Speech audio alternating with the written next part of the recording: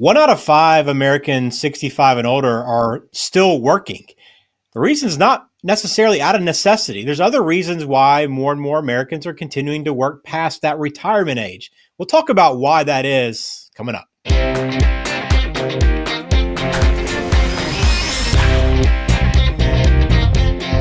Welcome into Perfect Game Retirement. I'm Ben George with Ryan Ledden at Black Oak Asset Management.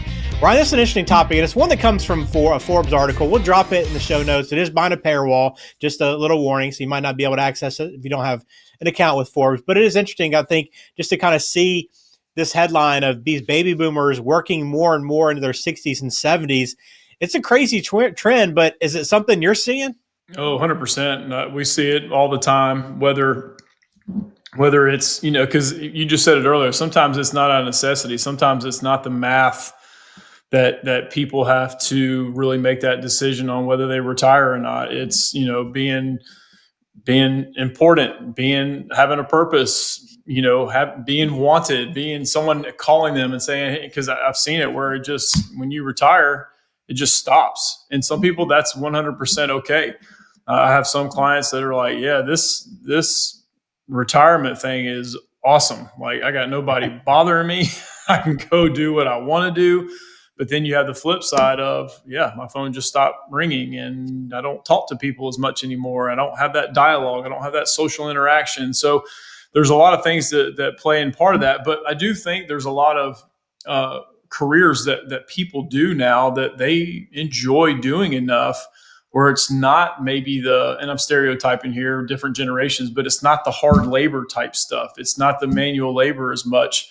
It's sitting behind screens like we're doing right now that aren't physically, taxing. And if you enjoy doing what you do, then people can continue on, especially with, contract work. Tons of my clients do independent contract work because they had such a niche career that there's no one kind of behind them that have been trained. So they want to retire, but then do contract labor and maybe work 20 hours a week as opposed to 40 or 50 hours a week. So it's a lot out of just wanting to, and I could see me being in that atmosphere of when I get to quote unquote retirement ages.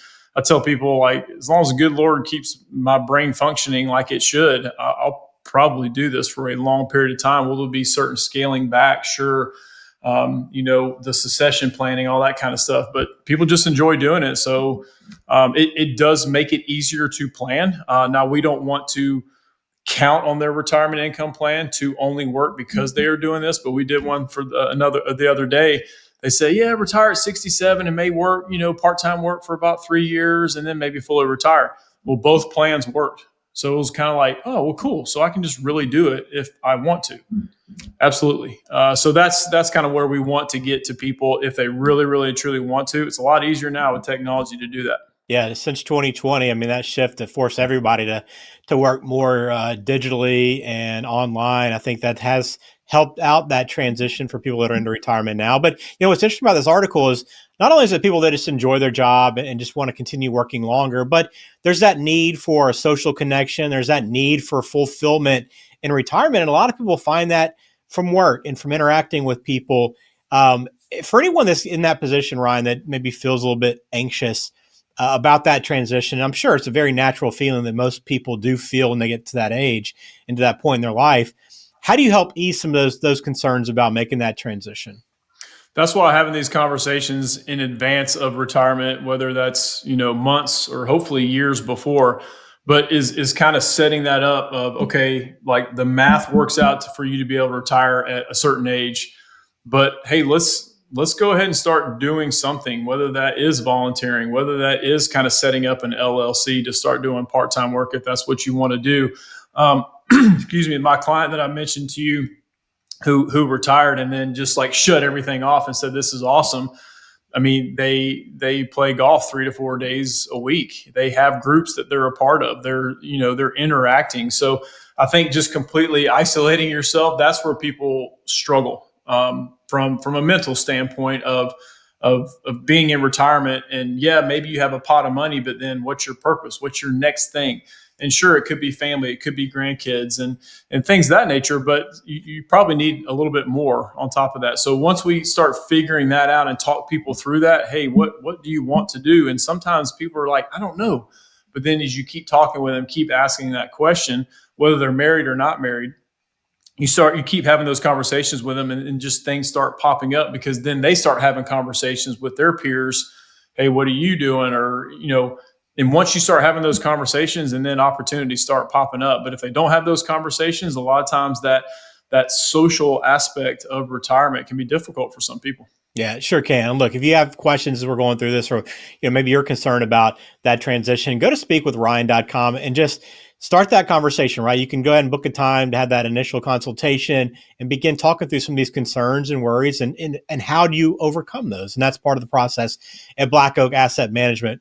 Now, Ryan, I know it's kind of nice because there are a lot of flexible work arrangements now. I think there's a lot of this phased retirement that's happening where, right, you can kind of lessen the workload and just kind of ease into retirement a little bit there. But what are the financial considerations, though? Because if someone does decide, okay, I want to continue working into retirement a little bit, it does impact other areas of planning, doesn't it? It does. It does. Especially one thing that comes to mind is Social Security. Social Security, depending on what age you claim it at, is there's reductions if you claim it early. Obviously, most people know that if you claim it at 62, your benefit is less than when you claim it at 65, 67, 70, whatever that may be. But before your full retirement age, and most people, their full retirement age is going to be 67. If you're born after 1960, your full retirement age is 67. The reason why the full retirement age is significant is because you can make whatever income you want, and you don't get a reduction in your benefit. If you claim it before then and you make a certain amount, which is not a very high dollar amount, then your benefit is reduced even more. So some people can almost phase out their Social Security altogether, depending on what they're making. So that's a big component of, okay, maybe we don't take any out of Social Security, make part-time income, and then maybe pull some out of investments, and then wait until I get to that full retirement age or beyond for Social Security. There's different taxations, creating LLCs, working with an accountant and figuring that out. Because most of the time, contract labor is 1099. Not always, but most of the time it's 1099, which is taxed extremely high, because you're the employee and the employer, and then you got to pay your federal and state, and there's a lot of taxes that need to be taken out of that, or paid at least to the IRS. So creating LLCs, maybe you're able to save some money, but most people work in a part-time capacity in retirement just to pause other things, pause their nest egg, pause Social Security. So there's a lot of moving parts there. Medicare, do you still have health insurance benefits? If you want to retire early, what's that healthcare situation look like? So a lot of things to factor in when it comes to this. Yeah, a lot of factors for this for sure. And, one of those factors, as I mentioned at the top, 20% of Americans are working beyond 65. And this does affect retirement planning, right? If you have to start looking ahead to not only living longer, but working longer, how does it affect what you're doing day to day with people? Yeah, that's what we try to educate people is even just delaying it a year or two. Now, again, we're not telling people to work forever if it's in a career they don't enjoy, but if they even just delay a little bit of how much they're taking out when we do a retirement plan of fully retiring and being done, and seeing how long that money lasts, or maybe working one more year, 2 more years, or maybe it's just a few years of part-time income. It's amazing to see what it does to that long-term plan in your nest egg, and how much could be left over potentially just by delaying it just a little bit, or delaying Social Security and increasing that income. So there's a lot of factors involved, but yes, the longevity thing is a huge risk. Again, you hear all these stats, when Social Security was created, basically people took Social Security for 1 to 3 years.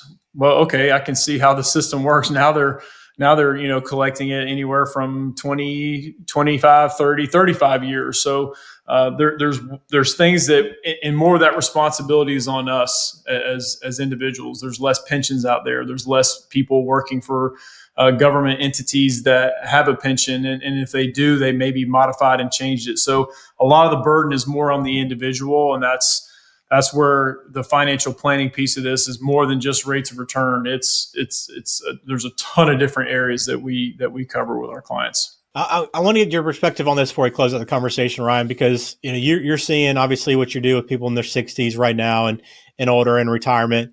But it's weird because with this move of baby boomers kind of choosing work over leisure, it's almost the opposite right now with the younger generations. Right, there's more and more people that are valuing that leisure and that time away from work versus what they're doing at work and at their careers. So how do you see this over the next 10, 20 years impacting planning for what you're doing at Black Oak Asset Management? Do you think it'll change the approach to retirement planning?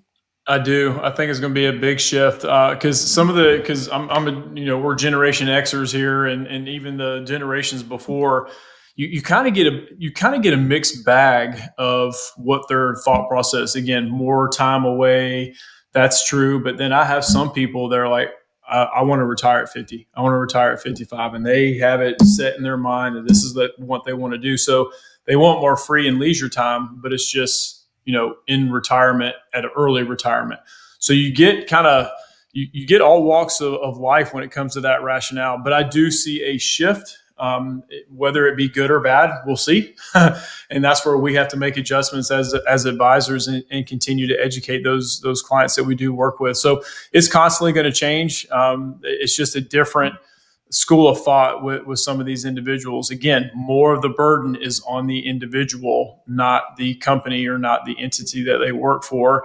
And some people are going to be prepared for that and some are not. So we could potentially have a retirement, I don't want to call the word crisis, but a retirement issue where some people don't have the ability to retire because they're not saving, because their lifestyle is a little out of whack.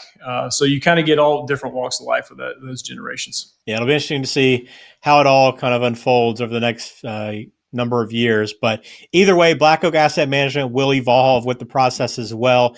I know, Ryan, you're always up to tune on these things. And as a certified financial planner, you're always working in the best interest of the people you work with. So if you have questions for Ryan, want to kind of start talking through some of your goals for retirement, whether you want to work longer or not, whatever that might be, go to speakwithryan.com. You can schedule a time to meet with him right now and begin that kind of consultation process. It's a great starting point. And again, planning should be a priority, especially if you're in your 60s, getting close to that 65 age. Definitely want to have a plan for what's ahead for you to make sure that you feel confident and comfortable with where you're headed in retirement.